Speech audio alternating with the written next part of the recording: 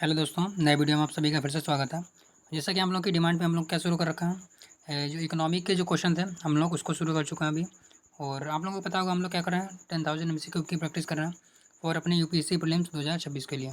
तो चलिए शुरू करते हैं आज की वीडियो को। और वीडियो शुरू करने से पहले आप लोग क्या कीजिएगा, वीडियो को लाइक कर लीजिएगा और चैनल को सब्सक्राइब भी कर लीजिएगा। तो चलिए अपने नंबर 1 क्वेश्चन पे आते हैं अभी। और लास्ट वीडियो में हम लोगों ने क्या किया था, यहाँ तक क्वेश्चन को सॉल्व किया था। आज हम लोग करने वाले हैं फिर से आगे का। और हर एक मतलब कि जो वीडियो होता है हम लोग उसमें क्या 25 क्वेश्चन की प्रैक्टिस करते हैं।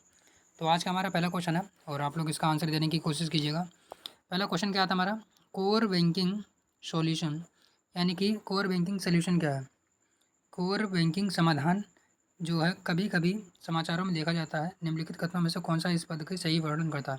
तो देख रहे हैं यूपीएससी जो होता है मतलब कि कितने मतलब कि डिटेल में या फिर कोई भी चीज़ अगर समाचारों में चर्चा में रहती है तो उसके बारे में भी पूछ लेता है। तो क्या है, यह बैंकों की शाखा का वह तंत्र है जो उपभोक्ताओं को अपने खाते का संचालन बैंक के किसी भी शाखा से कर सकने की सुविधा देता है, चाहे उसका खाता किसी भी शाखा में मतलब कि खुला हो, खाता में कहीं पे भी खुला हुआ हो। तो आप जानते होंगे मतलब कि कोर बैंकिंग सोल्यूशन का मतलब होता है कि मतलब कि आपका खाता अगर एक जगह पर खुला हुआ है तो वो उसकी सारी उस बैंक की सारी शाखाएँ क्या होती हैं, इंटरकनेक्टेड होती हैं। तो उसे हम कहते हैं कोर बैंकिंग सोल्यूशन। तो यानी कि एक हमारा पहला वाला तो बिल्कुल सही है विकल्प। उसके बाद बोला अगला क्वेश्चन, हमारा अगला विकल्प बोल रहा है, यह व्यवसायिक बैंकों पर कंप्यूटरीकरण के माध्यम से आरबीआई का नियंत्रण बढ़ाना है। तो इसका मतलब कि नियंत्रण बढ़ाने का कोई मतलब कि मकसद नहीं है, बल्कि ग्राहकों को अच्छी सुविधा देना। तो यानी कि हमारा दूसरा नहीं हो सकता है और पहला तो होगा। उसके बाद में तीसरा क्या बोला है, यह एक विशिष्ट प्रक्रिया है जिसके द्वारा विशाल अनार्जक परिसंपत्तियां वाले बैंकों का अधिग्रहण दूसरे बैंकों द्वारा कर लिया जाएगा। यानी कि जो नॉन परफॉर्मिंग एसेट होते हैं उसके बारे में भी इसका कोई मतलब नहीं है। इसका मेन उद्देश्य केवल यही था कि जो ग्राहक हैं उनकी मतलब की सुविधा में बढ़ोतरी हो। तो इस प्रकार से यानी कि हमारा दूसरा और तीसरा गलत होने के बावजूद मतलब होने के कारण केवल एक विकल्प सही रहेगा। और यहाँ पे हम लोग एक बात फिर से बता देते हैं कि सारे सारे आंसर हम लोग कहाँ से मिला रहे हैं, जो यूपीएससी के ऑफिशियल आंसर की है वहाँ से मैच करते हुए चल रहा है। चलिए अगला क्वेश्चन हमारा आता है, अगला क्या हमारा है, वित्तीय स्थिरता और विकास परिषद, यानी कि finance stability and development council. तो हम जानते होंगे हमारे जो मतलब कि एफएसडीसी करके एक जो मतलब कि जो काउंसिल है वो मतलब कि एक तरीके से जो कहता है कि उसके बारे में आपको बताना है। तो चलिए शुरू करते हैं। अभी क्या बोला है, यह नीति आयोग का एक अंग है। तो यानी कि पहला तो बिल्कुल गलत हो जाता है, आप सीधे सीधे से काट सकते हैं कि जो एफएसडीसी है वो नीति आयोग से संबंधित नहीं है, यानी कि हमारा एक गलत हो जाता है। अभी इस हिसाब से यानी कि तीसरा तो कंफर्म हो गया कि तीसरा तो होगा ही। और बोला है संघ का वित्त मंत्री इसका प्रमुख होता है। तो बिल्कुल सही बात है, यानी कि जो संघ का वित्त मंत्री होता है वो इसका प्रमुख होता है। और इसके बाद में बोला है यह अर्थव्यवस्था के समष्टि सविवेक पर्यवेक्षण का अनुवीक्षण यानी कि मॉनिटरिंग करता है। तो बिल्कुल सही बात है, यानी जो अर्थव्यवस्था होता है उसके समष्टि सविवेक यानी कि माइक्रो प्रोडिशन क्या लिखा है, प्रोडिशियल का जो होता है पर्यवेक्षण करता है। तो इस प्रकार से इसका राइट आंसर क्या हो जाएगा, हमारा सी हो जाएगा। और इसके एफएसडीसी के बारे में आपको थोड़ा सा मैं डिटेल में बता देता हूँ। ये क्या है, ये 2010 में बनाई गई थी। क्या 2010 में इसका गठन हुआ था। और ये क्या है, एक गैर सामाजिक निकाय है, यानी कि गैर सामाजिक निकाय का मतलब है संविधान के अधिनियम मतलब कि जो कहते हैं कि आर्टिकल में इसका कहीं पे भी उल्लेख नहीं है। और इसका अध्यक्ष कौन होता है, वित्त मंत्री होता है, जैसे कि हम लोगों ने पहले ही पढ़ लिया है। और इसके अन्य सदस्यों में जैसे कि हमारा जो आरबीआई का गवर्नर होता है, सेबी का मतलब जो प्रमुख होता है, पीएफआरडी जो हमारा पेंशन के लिए होता है उसका प्रमुख होता है, इरडा होता है उसका प्रमुख होता है, या फिर हमारे सीईए जो होता है मतलब कि मुख्य आर्थिक सलाहकार होता है वो भी इसमें शामिल होता है। तो ये सब मिलकर इसकी बनाते हैं। तो यही हमारा क्या होता है, एफएसडीसी होता है, जो एक तरीके से मतलब कि वित्तीय स्थिरता होती है उसको बनाए रखने के लिए महत्वपूर्ण भूमिका निभाता है। तो चलिए अगले क्वेश्चन को सॉल्व कर लेते हैं हम लोग। अगला क्वेश्चन हमारा क्या आता है, और अगला क्वेश्चन में क्या बोला है, आरबीआई द्वारा घोषित कोष की सीमांत लागत पर आधारित उधारी दर, यानी कि MCLR जिसे कहते हैं, marginal cost of fund based lending rate. ये एक तरीके से मतलब कि एक कहते हैं कि आधार रेखा होती है, अगर आपको सीधे सिंपल भाषा में समझाना चाहूँ, जिसके नीचे कोई भी बैंक जो होती है, तो क्या होता है जिसके नीचे कोई भी जो बैंक होती है मतलब कि ब्याज मतलब कि जो कहते हैं कि ब्याज पर पैसा उधार नहीं दे सकती है, तो इसे हम कहते हैं MCLR। तो इसमें थोड़ा सा मतलब कि तबीयत खराब है तो हल्का सा मतलब गले में थोड़ा सा खराश हो जाती है, तो इसलिए उसको आप थोड़ा सा इग्नोर कीजिएगा। तो अभी हमारा क्या होगा, यानी कि चलिए इसको पढ़ लेते हैं। ये दिशा निर्देश उधारों की ब्याज दरों के निर्धारण करने हेतु यानी कि ये दिशा निर्देश उधारों की ब्याज दरों को निर्धारित करने हेतु बैंकों द्वारा अपनाई गई विधि में पारदर्शिता बढ़ाने में मदद करता है। तो जैसा कि मैंने बताया बिल्कुल सही बात है, यानी कि हमारा फर्स्ट सही होगा। ये दिशा निर्देश बैंक शाखा की उपलब्धता ऐसी ब्याज दरों को सुनिश्चित करने में मदद करते हैं जो ऋण लेने वाले बैंकों और क्या होता है ऋण लेने वाले एवं बैंक दोनों को न्यायसंगत बनाता है। तो ये भी हमारा बिल्कुल सही है। यानी कि एक तरीके से मार्जिनल कॉस्ट का मतलब है कोष की सीमांत लागत पर आधारित उधार दर। तो इसी को मतलब एक तक मिनिमम लिमिट है, इसके नीचे आप किसी को उधार नहीं दे सकते, यानी कि ब्याज दर जो है उससे नीचे आप किसी को उधार नहीं दे सकते। क्योंकि एक टाइम था तो काफ़ी मतलब कि भ्रष्टाचार था, तो उसमें मतलब कि जो बैंक के प्रबंधक थे वो अपने ही रिश्तेदारों को बहुत ही लो कास्ट पे ऋण दे देते थे और बाद में वो एनपीए बन जाता था। तो इसी को मतलब कि कम करने के लिए ये सब लाया गया था। तो यानी कि इसका राइट आंसर क्या होगा हमारा C1 और 2 दोनों। अगला था हमारे समाचारों में कभी देखा जाने वाला आधार क्षय एवं लाभ स्थानांतरण। देख रहे होंगे ये भी हमारे समाचारों से उठा लिया गया है। Base erosion and profit shifting पर जो है क्या है, तो जिसके बारे में चलिए बता देते हैं आपको, अगर नहीं पता है तो। संसाधन संपन्न किंतु पिछड़े वर्गों में, जो पिछड़े क्षेत्रों में बहुराष्ट्रीय कंपनियों द्वारा खनन कार्य, तो खनन कार्य से इसको कोई लेना देना नहीं है। बहुराष्ट्रीय कंपनियों द्वारा किए जाने वाले कर अपवंचन, यानी कि आप जानते हो कि टैक्स जो एविजन होता है उसको रोकने के लिए एक तरीके से wage erosion and profit shifting का जो मतलब कि कंसेप्ट लाया गया था। तो प्रतिबंध लगाना, यानी कि इसका राइट आंसर क्या होगा हमारा बी होगा। बहुराष्ट्रीय कंपनी द्वारा राष्ट्रों के अनुवांशिक संसाधन, तो इसके लिए भी नहीं हमारा, इसके लिए नगोया प्रोटोकॉल हुआ था एक तरीके से। और क्या लिखा है, विकास परियोजनाओं की योजना एवं कार्य योजनाओं को पर्यावरण लागत को विचार का अभाव, ये भी हमारा नहीं होगा। तो इस प्रकार से हमारा राइट आंसर क्या होगा इसका बी हो जाएगा। और चलिए अगला क्वेश्चन देख लेते हैं। एक तरीके से इसका मतलब जो कहते हैं, चलिए अगले क्वेश्चन को ही देख लेते हैं क्योंकि ज़्यादा अगर डिटेल में जाएंगे तो फिर मतलब कि टाइम ज़्यादा लग जाएगा हम लोग को। हाल ही में भारत में प्रथम राष्ट्रीय निवेश विनिर्माण क्षेत्र यानी कि national investment and manufacturing zone जो हमारा है, राष्ट्रीय निवेश और विनिर्माण क्षेत्र है का गठन किया गया। गठन किए जाने के लिए प्रस्ताव लाया गया, जो कहाँ लाया गया, तो जो उस समय की बात है, तो इसको हम करंट अफेयर्स के रूप में भी देख सकते हैं, परंतु अभी इसका चलिए आंसर बता देता हूँ मैं। इसका राइट आंसर होगा हमारा आंध्र प्रदेश।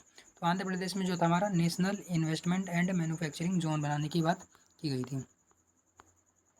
अगला हमारा आता है MPC मतलब monitoring policy committee. Monetary policy committee तो आप जानते होंगे, जो पॉलिसी कमेटी होती है जो हमारे बल्कि कहते हैं कि जो हमारा हमारे जो बल्कि एक तरीके से साख नियंत्रण होती है, उसका मुख्य रूप से काम इसी के पास होता है। तो क्या है, यह RBI का मानक है बेंचमार्क ब्याज दरों को निर्धारण करती है। तो बिल्कुल सही बात है, यही क्या होती है ब्याज दरों को मतलब कि बेंचमार्क जो होते हैं उसका निर्धारण करती है। क्योंकि जो रेपो रेट होता है, रिवर्स रेपो रेट होता है, उसी के जरिए सब कंट्रोल करने की कोशिश करती है। यह 12 सदस्यीय निकाय होता है, इसमें RBI का गवर्नर शामिल होता है तथा प्रत्येक वर्ष इसका पुनर्गठन किया जाता है। तो आप जानते होंगे ये क्या होता है हमारा, इसका RBI जो मतलब कि इसमें 12 सदस्यीय नहीं होते हैं, ये कितना होता है 6 सदस्यीय होता है। 3 RBI की तरफ से, 6 सदस्यीय होता है, 3 RBI की तरफ से और 3 सेंट्रल जो हमारी केंद्र सरकार होती है उसकी तरफ से होता है। यह केंद्रीय वित्त मंत्री की अध्यक्षता में कार्य करता है। तो इसकी जो क्या होता है हमारा, केंद्रीय वित्त मंत्री की अध्यक्षता में भी ये कार्य नहीं करता, क्योंकि ये किसकी अध्यक्षता में कार्य करता है, इसकी अध्यक्षता जो होता है RBI का जो गवर्नर होता है वही करता है। और इसके बारे में क्या बताया मैंने, जो कि मतलब कि जो एक तरीके से जो मुद्रास्फीति होती है उसका ही लक्ष्य मतलब कि निर्धारित करता है। जैसे कि वर्तमान में क्या है +-2 4 +-2 यानी कि 4 से 6 से यानी कि 2 से 6 तक आप मान सकते हैं। तो इसका मतलब इसका राइट क्या होगा हमारा, 2 और 3 गलत है, यानी कि राइट आंसर क्या होगा हमारा केवल 1 सही होगा। और जो FSDC जो काउंसिल थी अभी हमने इससे पहला पढ़ा, वो क्या था मतलब कि केंद्र सरकार के द्वारा बनाई जाती है और उसकी अध्यक्षता कौन करता है, जो वित्त मंत्री होता है वो करता है। और इसकी अध्यक्षता कौन कर रहा है हमारा, जो RBI का गवर्नर है वो करता है। तो आपको बस 2 चीज़ें ध्यान रखनी है, एक हमारा फाइनेंशियल स्टेबिलिटी एंड मतलब कि क्या करा हमने बोला FSDC, और एक हमारा जो क्या है monetary policy committee. Monetary policy committee RBI करती है और जो FSDC है वो वित्त मंत्रालय के तहत की जाती है।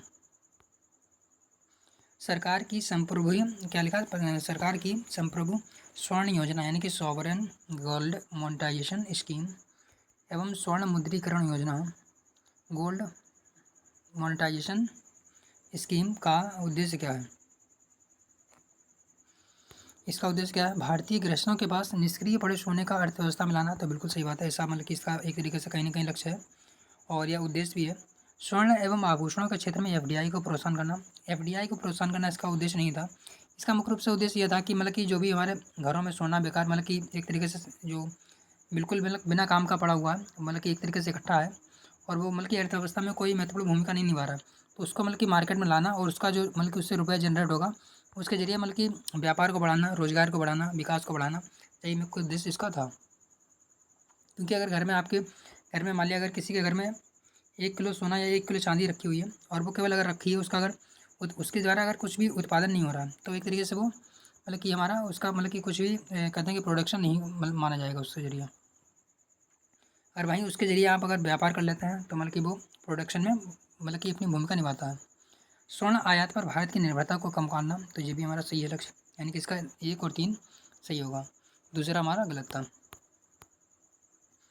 अगला हमारा क्वेश्चन आता है, किसी संपत्ति के लेन-देन बेनामी लेन-देन नहीं समझा जाएगा यदि संपत्ति का मालिक उस लेन-देन के बारे में अवगत नहीं है। तो आपको ये 3 विकल्प दिया गया है और इसके बारे में आपको बताना है। एक मतलब कि क्वेश्चन था, बेनामी संपत्ति लेन-देन का निषेध अधिनियम आया था 1988, तो उसके बारे में ये सब पूछा गया था। तो आपको क्वेश्चन बता देते हैं, क्वेश्चन यहाँ पे कटा हुआ है थोड़ा-सा। तो क्या था हमारा, बेनामी संपत्ति लेन-देन अधिनियम 1988, उसके बारे में पूछा गया था। तो क्या है, किसी भी संपत्ति का लेन-देन बेनामी लेन-देन नहीं समझा जाएगा यदि संपत्ति का मालिक उसके लेन-देन के बारे में अवगत नहीं है। तो ऐसा नहीं है, अगर उसको पता नहीं है फिर भी वो लेन-देन को अगर करता है तो वो क्या माना जाएगा, बेनामी संपत्ति के तहत माना जाएगा। और बेनामी पाई गई संपत्ति सरकार द्वारा जब्त किए जाने के लिए दायी होगी। तो बिल्कुल सही बात है, सरकार उसको जब्त कर सकती है। परंतु एक हमारा गलत है, यानी कि एक गलत है, 2 सही है, यानी कि दो इसमें दोनों में है। यह अधिनियम जांच के लिए 3 प्राधिकारियों का उपबंध करती है, किंतु इसका अपीली क्या लिखा है, क्रियाविधि उपबंध नहीं है। तो वैसे तो अगर आप इसको कितना भी डिटेल में पढ़ लें, शायद ही आप इसको पढ़ के जाएंगे, तो इसको आप अपने कॉमन सेंस से ही सॉल्व करेंगे। और इसका कॉमन सेंस सॉल्व करने का तरीका क्या है, पहले तो आपने ये देख लिया कि आपको ए के बारे में अगर नॉलेज है तो ठीक है, वरना आप इसको थोड़ा सा रोक सकते हैं। परंतु अगर आपने 3 के बारे में थोड़ा सा भी ध्यान लगाया तो इसको आप आराम से मतलब कि काट सकते हैं। क्योंकि ये देख रहे होंगे क्या लिखा है, यह अधिनियम जांच के लिए 3 प्राधिकारियों का उपबंध करती है, किंतु यह किसी अपीली प्राधिकार का उपबंध नहीं करती। तो क्या ऐसा कुछ हो सकता है कि सर मतलब कि जो हमारी जन पब्लिक है उसको मतलब कि अपील का अधिकार भी ना मिले, यानी कि हमारा 3 तो गलत है, इसको आप कंफर्म कर सकते हैं। तो 3 गलत होने का मतलब हमारा 1 या 2 में से कोई एक होगा, और 2 तो हमारा होना ही था, इसका मतलब हमारा क्या राइट आंसर होगा, बी सही होगा। तो यूपीएससी का जो क्वेश्चन होता है उसको सॉल्व करने का यही तरीका होता है, अगर इस तरीके से आप सॉल्व करते हैं तो मतलब कि आपको सॉल्व करने में काफ़ी ईजी हो जाएगा। बाकी आप नॉलेज के बेस पे अगर यूपीएससी का प्रीलिम्स निकालने की सोच रहे हैं तो ये तो पॉसिबल नहीं होता है इतना। मतलब कि आप कितना भी नॉलेज कर लें, आपको 25 से 30 क्वेश्चन ही शायद डायरेक्टली मिलेंगे, बाकी आपको तुरंत सॉल्व करना होता है। तो चलिए अगले क्वेश्चन को सॉल्व कर लेते हैं। भारत में लघु वित्तीय बैंक यानी कि स्मॉल फाइनेंस बैंकों को स्थापित करने का प्रायोजन क्या था। यानी कि स्मॉल फाइनेंस बैंक जो होती हैं उनको स्थापित करने का प्रायोजन क्या था, लघु व्यवसाय इकाइयों को ऋण आपूर्ति करना। तो बिल्कुल सही बात है, यानी कि जो स्मॉल इंडस्ट्री या स्मॉल जो ये कहते हैं कि कारोबार करते हैं उनको ऋण प्रदान करना था। लघु एवं सीमांत किसानों को मतलब कि कृषक हैं उनको ऋण की आपूर्ति करना, इसका मुख्य रूप से ये भी कार्य था एक तरीके से। अगला बोला है युवा उद्यमियों को विशेषकर ग्रामीण क्षेत्रों में तो व्यापार स्थापित करने का प्रोत्साहन करना। तो इसका मुख्य रूप से उद्देश्य मतलब क्या था, किसान और सीमांत जो मतलब कि जो रोजगार था उसको बढ़ावा देना था, ना कि उद्यमियों को मतलब कि विशेषकर ग्रामीण क्षेत्रों को मतलब फोकस करते हुए था। यहाँ पे बस मतलब वैसे तो सही है, पर अगर ग्रामीण क्षेत्र को स्पेसिफिक ही देखिए स्पेशल कहते हैं कि स्पेशल कोई ग्रामीण क्षेत्र पे नहीं ध्यान दे रहा था। तो ये हाँ, यानी कि हमारा इसका राइट आंसर क्या होगा, 3 गलत है, 1 और 2 सही है। और यूपीएससी के जो विकल्प होते हैं उसमें एक पहचान भी होती है, जैसे कि यहाँ पे देख रहे होंगे, देखा पढ़ेंगे आप इसको, युवा उद्यमियों को विशेषता देख रहे हैं, इस वर्ड का इस्तेमाल होना है, यानी कि आपको यहाँ पे ध्यान रखना है कि शायद कुछ मिस्टेक कर सकती है यूपीएससी। तो यानी कि हमारा 3 गलत है। विशेषकर क्या है, ग्रामीण क्षेत्र में, यहीं पे अगर बोलते हैं विशेषकर शहरी क्षेत्रों में, विशेषकर बच्चों को, तो यानी कि इस स्टेटमेंट के गलत होने के चांस बहुत अधिक होते हैं। और ये सब आपको कैसे पता लगेगा, आप जितने अधिक एमसीक्यू को सॉल्व करेंगे उतना ही आपका अनुभव बढ़ता जाएगा और आपको पता लगेगा कि यूपीएससी कौन से विकल्प को सही करती है और कौन से विकल्प को गलत करती है। चलिए अगला क्वेश्चन को सॉल्व करते हैं। एकीकृत भुगतान अंतरण क्या लिखा, अंतरा पृष्ठ, यानी कि यूपीआई के बारे में पूछा गया है। यूनिफाइड पेमेंट इंटरफेस को क्रियान्वयन करने के करने से निम्नलिखित में से किसके होने का सर्वाधिक संभाव्य है, यानी कि अगर यूपीआई लाते हैं तो क्या होगा। ऑनलाइन भुगतानों के लिए मोबाइल वॉलेट आवश्यक नहीं रहेगा, तो बिल्कुल सही बात है, यानी कि ऑनलाइन भुगतान आप कर सकते हो रियल टाइम में, डायरेक्ट बैंक अकाउंट से दूसरे बैंक अकाउंट में कर देते हैं। भुगतान लगभग 2 दशक पूरी क्या बोला, लगभग 2 दशकों में पूरी तरीके से भौतिक मुद्रा स्थान पर डिजिटल मुद्रा आ जाएगी। ये तो कोई भविष्य की बात बोली है, ऐसा नहीं है हमारा। एफडीआई अंतर प्रभाव में भारी वृद्धि होगी, तो ये भी हमें कोई गारंटी नहीं है इसकी वृद्धि होगी कि नहीं होगी। निर्धन व्यक्तियों को सब्सिडी का प्रत्यक्ष लाभ क्या कहते हैं डायरेक्ट ट्रांसफ़र बहुत ही प्रभावकारी हो जाएगा। तो डायरेक्ट मतलब कि एफडीआई तो मतलब कि एफडीआई सॉरी क्या बोला मैंने, कहते हैं कि डायरेक्ट ट्रांसफ़र जो होगा वो तो हो जाएगा, परंतु प्रभावकारी होगा या नहीं होगा इसके बारे में हम लोग नहीं बता सकते हैं, यानी कि इसका राइट आंसर क्या होगा हमारा, केवल एक विकल्प ही सही होगा। चलिए अगले क्वेश्चन को सॉल्व कर लेते हैं। अगला क्या है, राष्ट्रीय निवेश एवं अवसंरचना निधि यानी कि national investment and infrastructure fund के संदर्भ में निम्नलिखित कथनों में से कौन सा सही है। यह नीति आयोग का एक अंग है, तो क्या यह नीति आयोग का अंग है, तो नहीं, गलत है हमारा, और नीति आयोग का नहीं है। इसका वर्तमान कॉर्पस 4 लाख करोड़ है क्या। आप देख रहे होंगे अगर आपने थोड़ा सा भी कॉमन सेंस लगा लिया कि 4 लाख करोड़ का मतलब कि एक योजना के लिए इतना फंड जुटाया जा सकता है, ये तो मतलब कि हमारे यूपी की अर्थव्यवस्था यानी कि जो यूपी की जीडीपी है लगभग उसके बराबर जा रहा है, यानी कि यूपी की जीडीपी भी कितनी है, 6 से 7 लाख करोड़ के आसपास में है, और इसको 4 लाख करोड़ एक सीधे सीधे एक फंड के लिए बोल रहा है, तो यानी कि दो तो हमारा एक देख के ही हम बता सकते हैं गलत है। और आपको बस ये देखना है कि नीति आयोग इसमें मुख्य रूप से भूमिका निभाता है कि नहीं, तो इसमें क्या नीति आयोग जो होता है हमारी भूमिका नहीं निभाता है, तो कौन सा होगा हमारा, एक ना ही दो। और इसकी जो घोषणा होती है मतलब कोई बजट घोषणा में हुई थी, और एक मतलब कि अल्टरनेटिव कहते हैं कि इन्वेस्टमेंट कोर्स है। और इसका मुख्यालय कहाँ पे, इसका मुख्यालय क्या मतलब कि मुंबई भारत में ही, अपने मतलब कि इंडिया में ही मुंबई में है। और इसमें 4 लाख नहीं था, कितना था, 40,000 था, तो यही था मतलब कि 40,000 करोड़ की बात हुई थी। चलिए अगले क्वेश्चन को सॉल्व कर लेते हैं। अगला हमारा है राष्ट्रीय कौशल योग्यता फ्रेमवर्क यानी कि नेशनल स्किल क्वालिटी फ्रेमवर्क क्या है, निम्नलिखित क्या बोला, निम्नलिखित कथनों पर विचार करना है। क्या है राष्ट्रीय कौशल योग्यता फ्रेमवर्क,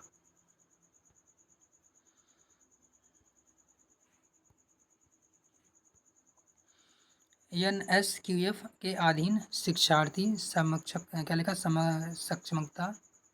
सक्षमता का प्रमाण पत्र केवल औपचारिक शिक्षा के माध्यम से ही प्राप्त होगा। तो देख रहे हैं केवल का वर्ड यूज़ किया है, केवल क्या औपचारिक शिक्षा को ही देंगे, क्या यूज़ हो रहा है, राष्ट्रीय कौशल की बात हो रही है, और इसमें अगर औपचारिकता को ही बढ़ावा देंगे तो फिर कौशल कहाँ से बढ़ पाएगा, तो यानी कि हमारा एक गलत हो जाता है। अब यही होता है कॉमन सेंस से सॉल्व करने का तरीका, यानी कि हमारे पास 50-50 आ चुका है। NSQF के क्रियान्वयन का एक प्रत्याशित परिणाम व्यावसायिक और सामान्य शिक्षा को के माध्यम से संचालन करना, तो यानी कि 2 हमारा सही है। चलिए अगले क्वेश्चन को सॉल्व करते हैं। सार्वभौमिक अवसंरचना सुविधा यानी कि ग्लोबल इंफ्रास्ट्रक्चर फैसिलिटी, तो ग्लोबल इंफ्रास्ट्रक्चर फैसिलिटी क्या है इसके बारे में बात करनी है आपको। एशिया में अवसंरचना उन्नयन के लिए आसियान की क्या एक पहल है यह, जो एशियाई विकास बैंक द्वारा शाखा क्रेडिट का वित्त पोषण करती है। यह गैर सरकारी क्षेत्रों और संस्थान निवेशकों की पूंजी का संग्रहण करने के लिए विश्व बैंक की सहयोग से एक जटिल अवसंरचना सरकारी गैर सरकारी यानी कि पब्लिक प्राइवेट पार्टनरशिप की सहायता से तैयार की गई अवसंरचना निर्माण का सुकर बनाती है। OECD की क्या है यह, अगर आपको थोड़ा सा भी अंदाजा है कि OECD की है, वर्ल्ड बैंक की है या फिर आसियान की है, तो आप इसको आंसर सॉल्व कर सकते हैं, वरना आप इतना डिटेल में जाएंगे और काफ़ी कन्फ्यूज़ हो जाएंगे। तो सीधे सीधे मैं आपको बता देता हूँ, ये योजना किसकी है, वर्ल्ड बैंक की है। क्या कहते हैं, ग्लोबल इंफ्रास्ट्रक्चर फैसिलिटी, तो यानी कि वर्ल्ड बैंक किसमें है, केवल हमारे बी में है, तो राइट आंसर क्या होगा हमारा, बी होगा। ये क्या है, एक मतलब कि गैर सरकारी क्षेत्र और संस्थागत निवेशकों को पूंजी का संग्रहण कर सकने के लिए विश्व बैंक की सहायक है, विश्व बैंक का सहयोग है। जो जटिल अवसंरचना और गैर सरकारी जो मतलब कि भागीदार होते हैं, पब्लिक प्राइवेट पार्टनरशिप जो होते हैं, की तैयारी और अवसंरचना को सुकर बनाती है, तो इसका बी हो जाएगा राइट आंसर। चलिए अगले क्वेश्चन को सॉल्व कर लेते हैं। अगला हमारा है नेशनल कैरियर सर्विस के संदर्भ में निम्नलिखित कथनों में विचार करना। नेशनल कैरियर सर्विस कार्मिक और प्रशिक्षण विभाग भारत सरकार द्वारा उपक्रमित है क्या।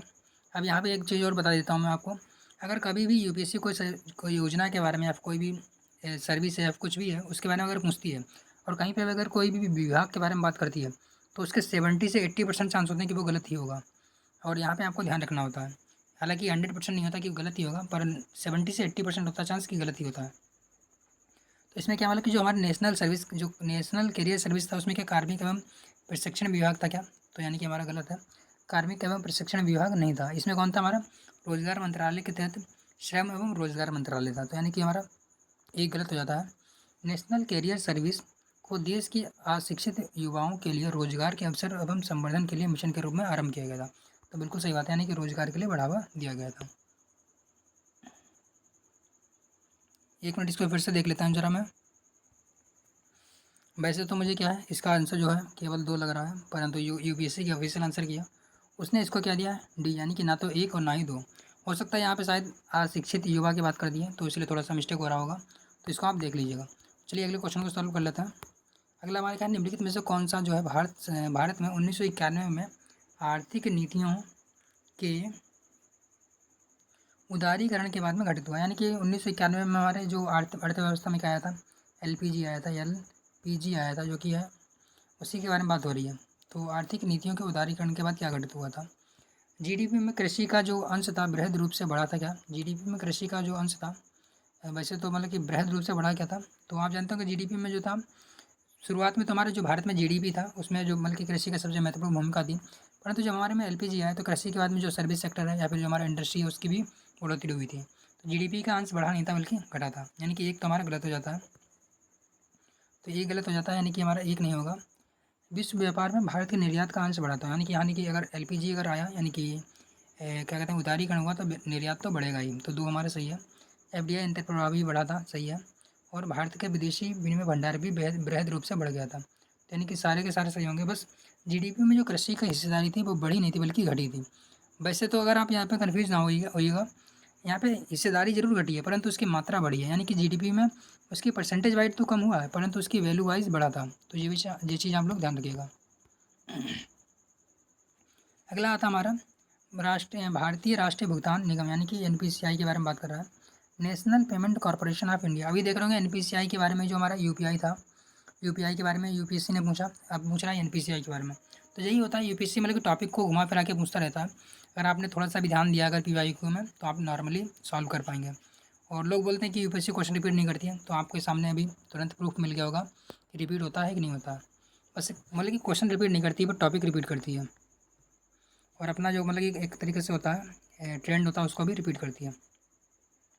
तो क्या भारतीय जो NPCI national payment corporation of India है देश में वित्तीय समावेशन को संवर्धन के लिए सहायता करता है, बिल्कुल सही बात करता है।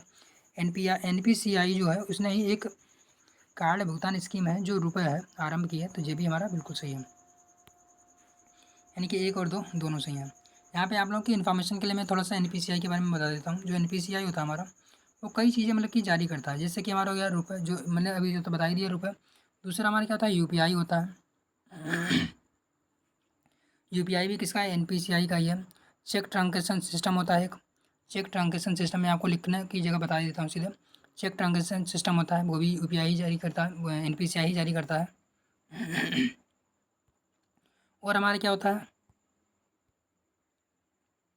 उसके बाद में एक हमारा होता है आधार इनेबल पेमेंट सिस्टम होता है, ये भी हमारा क्या जारी करता है एनपीसीआई ही जारी करता है। एक हमारा होता है क्या नाम उसका होता है जो एटीएम को जोड़ता है, एटीएम को जोड़ने वाला होता है, एटीएम को जोड़ने वाला होता है वो भी हमारा क्या एनपीसीआई के द्वारा ही जारी होता है। उसको शायद नेशनल पेमेंट स्विफ्ट करके कुछ कहते हैं, तो उसको मैं अभी बता देता हूँ, शायद मैंने उसको लगाया था कहीं पर, 1 मिनट में आपको दिखाता हूँ। तो ये रहा हमारा जो कि मैं बता रहा था आपको अभी एनपीसीआई क्या क्या सिस्टम लाती है। तो ये एनपीसीआई लाती है हमारी जो एनपीसीआई जो होता है एटीएम को जोड़ने के लिए कौन सा होता है हमारा नेशनल फाइनेंस स्विच होता है, नेशनल फाइनेंशियल स्विच, वो क्या करता है हमारा एटीएम को जोड़ता है जिसे हम एनएफएस कहते हैं। एक हमारा होता है नेशनल ऑटोमेटिक क्लियरिंग हाउस जो कहता है हमारा एनएसीएच, ये भी हमारा क्या है एनपीसीआई का ही एक मतलब कि कहते हैं कि सिस्टम है। उसके बाद हमारा होता है CTS यानी कि चेक ट्रांजेक्शन सिस्टम, जो कि चेक क्लियरिंग के लिए होता है, ये भी हमारा एनपीसीआई का ही है। अगला होता है हमारा IMPS, ये भी हमारा एनपीसीआई यानी कि इमीडिएट पेमेंट सेटलमेंट होता है या फिर सिस्टम होता है। रुपए कार्ड जो कि मैंने अभी बताया ये भी हमारा एनपीसीआई का है। आधार इनेबल पेमेंट सिस्टम ये भी हमारा एनपीसीआई का ही है। भारत बिल पेमेंट सिस्टम ये भी हमारा एनपीसीआई का है। और यूपीआई तो हमारा एनपीसीआई का है ही। तो जैसे ही मैंने आपको बता दी, आपको मतलब कि इन्फॉर्मेशन के लिए, क्योंकि यूपीएससी शायद इसको रिपीट कर सकती है, तो मैंने इसको भी लगा दिया था। तो चलिए अभी अपने लोग अपने क्वेश्चन पे चल जाते हैं, पुराने वाले क्वेश्चन पे, और आगे पढ़ते हैं अभी। तो हम लोगों ने अभी कितने क्वेश्चन सॉल्व कर लिए हैं? अभी हम लोगों ने सॉल्व किए हैं टोटल 15 क्वेश्चन। लास्ट के हम लोगों के 10 क्वेश्चन अभी बचे हैं, थोड़ा सा स्पीड में चलते हैं अभी। आप्रवासी तत्वों द्वारा जारी किए गए ऑनलाइन विज्ञापनों सेवाओं के द्वारा भारत द्वारा 6% समकारी कर लगाना, यानी कि इक्वलाइजेशन, इसे कर कहते हैं, इक्वलाइजेशन टैक्स लगाए जाने का निर्णय के संदर्भ में निम्नलिखित में से कौन सा कथन सत्य है? तो आपको इक्वलाइजेशन लेवी यानी कि समकारी कर के बारे में पता होना चाहिए।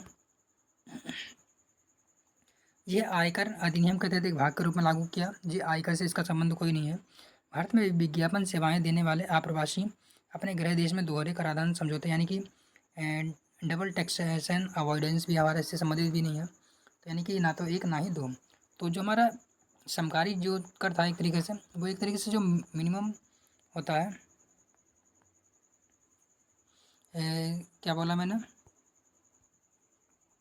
ये एक तरीके से जो निवासी होते हैं उनको मतलब सर्विस पे लगता है टैक्स। तो आप लोग इसको भी ध्यान रख लीजिएगा। बाकी आप लोग का डिटेल में पढ़ना तो आगे पढ़ लेंगे हम लोग। अगला हमारा आता है डिस्काउंट। क्या क्वेश्चन है? कभी कभी समाचारों में आने वाला पद व्यापारी छूट दर। देख रहे होंगे समाचारों से यूपीएससी कितने क्वेश्चन उठा रही है। सारे के सारे इकोनॉमी जो है करंट अफेयर्स बेस होती है। और इसमें क्या पूछा? समाचारों में आने वाला जो व्यापारी छूट यानी कि मर्चेंट डिस्काउंट रेट, जिसे हम MDR भी कहते हैं। तो MDR हमारा क्या होता है? यह किसी बैंक द्वारा किसी व्यापारी को उस बैंक के डेबिट कार्ड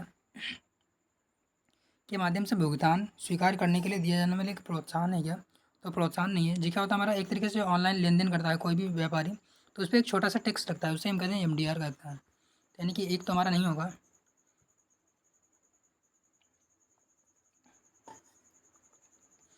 अगला बात हमारा, यह बैंकों द्वारा अपने ग्राहकों को वस्तु एवं सेवाओं का क्रय विक्रय है तो वित्तीय लेन देनों के लिए जो डेबिट कार्ड का यूज़ करता है उस पर दी जाने वापसी की राशि है। तो वापसी की राशि भी नहीं है।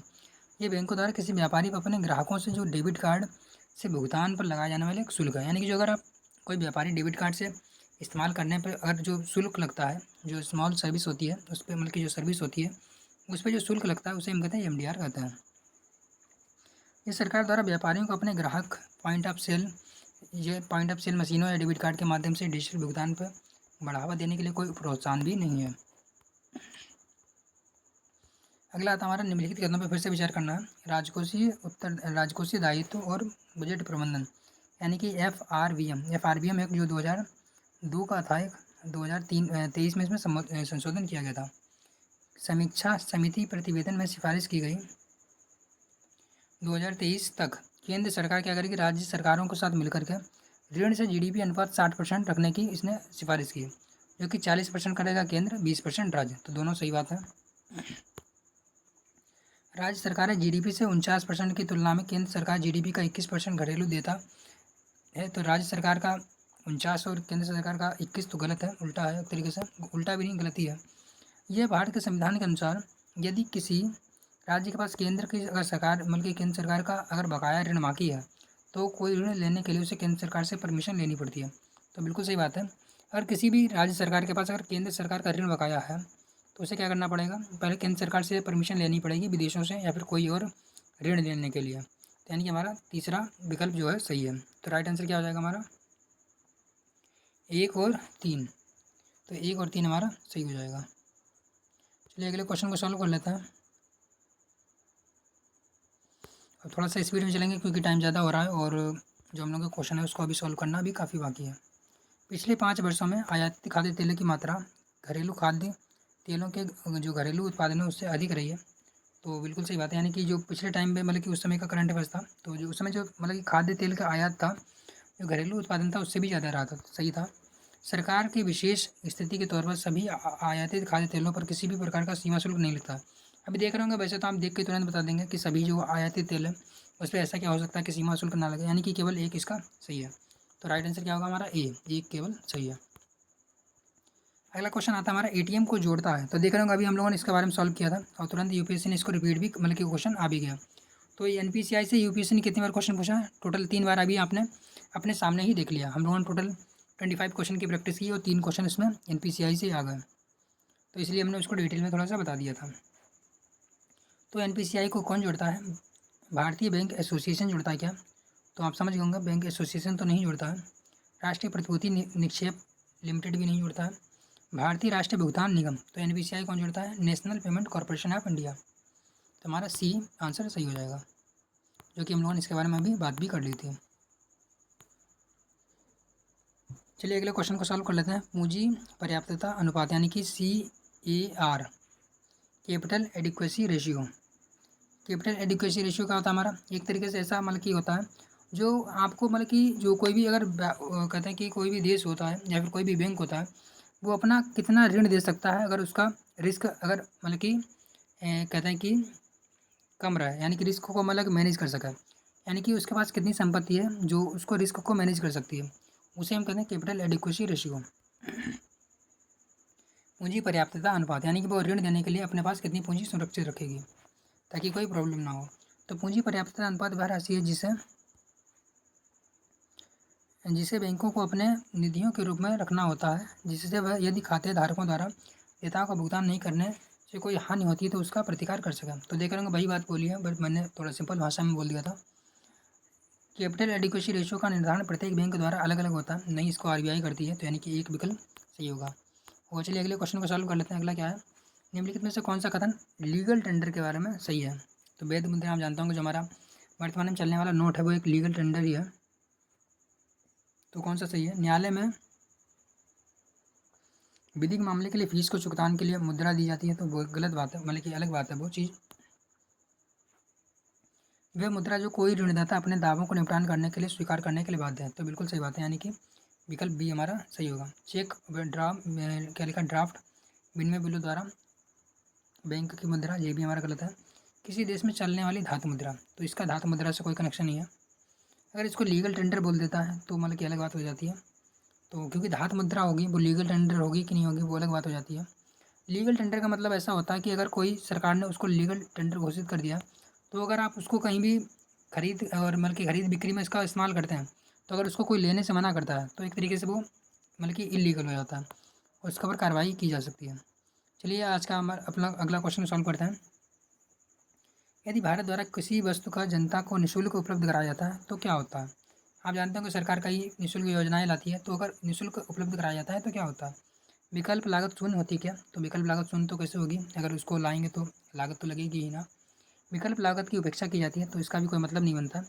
विकल्प जो मतलब कि विकल्प लागत होती है वो उत्पादन जो मतलब कि लागत लगी है कि उत्पादन के उपभोक्ता से कर देने वाली जो जनता होती है को आंतरित कर दिया जाता है, यानी कि जो भी सरकार सब्सिडी या फ्री योजनाएं लाती है वो किस पे मतलब कि भारित कर दी जाती है? जो जनता टैक्स देती है उसके ऊपर आंतरित कर दी जाती है। तो बिल्कुल सही बात है, यानी कि सी हमारा सही होगा। विकल्प लागत को उत्पादन के उपभोक्ताओं से शासन का आंतरित कर दी जाती है, तो शासन कहाँ से लाएगा? वो तो टैक्स से ही लेगा। इसलिए आज का हमारा का क्या होगा? आज का लास्ट क्वेश्चन होगा, और आज के लास्ट क्वेश्चन का आप लोग आंसर देने की कोशिश कीजिए। कथनों पर विचार करना है। एक संकल्प के रूप में मानव पूंजी निर्माण को बेहतर व्याख्या प्रक्रिया का रूप में की जाती है किसके द्वारा? यानी कि एक जो संकल्पना है इसके द्वारा मानव की पूंजी का निर्माण अगर बेहतर हुआ है, यानी कि ह्यूमन कैपिटल बेहतर निर्माण हुआ है, इसके बारे में व्याख्या कैसे होगी? किसी देश की व्यक्ति अधिक पूंजी संचय कर पाते हैं। अगर कोई देश बहुत अधिक धन संपत्ति इकट्ठा कर लेता है तो क्या हम उसे मतलब कि बेस्ट ह्यूमन कैपिटल कहेंगे क्या? तो ये तो मतलब कि पूरी तरीके से सही नहीं है। देश के लोग ज्ञान कौशल स्तर और क्षमता में वृद्धि कर पाते हैं, तो ये तुम्हारी बिल्कुल सही बात है। और कोई देश के लोग जो हैं अगर ज्ञान कौशल और या फिर कोई भी मतलब कि क्षमताओं में अपनी वृद्धि करते हैं तो बिल्कुल सही बात होगा। गोचर धन का संचय करना है, तो गोचर धन का संचय करना और पहला वाला तो बिल्कुल एक सेम है, तो यानी कि हमारा 1 और 3 तो नहीं होगा। और चौथा क्या है? अगोचर धन। अगोचर धन का मतलब होता है भाई जैसे कि हमारा करुणा हो गया या फिर दया हो गया, एक फिर या फिर हमारा क्या होता है सहयोग की भावना हो गया, टाइम मैनेजमेंट हो गया, स्किल का निर्माण हो गया हमारा, ये सब क्या होता है? अगोचर धन होता है। तो यानी कि 4 भी हमारा सही होगा, यानी कि राइट आंसर क्या होगा हमारा? 2 और 4 विकल्प सही होगा। तो इस प्रकार से आज के हम लोगों ने टोटल 25 क्वेश्चन की प्रैक्टिस कर ली है। बाकी आप लोग बताइएगा कि वीडियो आप लोगों को कैसा लगा। बाकी आप लोग वीडियो को लाइक जरूर कर लीजिएगा और चैनल को सब्सक्राइब भी कर लीजिएगा। चलिए मिलते हैं नेक्स्ट वीडियो में। यहाँ तक वीडियो देखने के लिए धन्यवाद।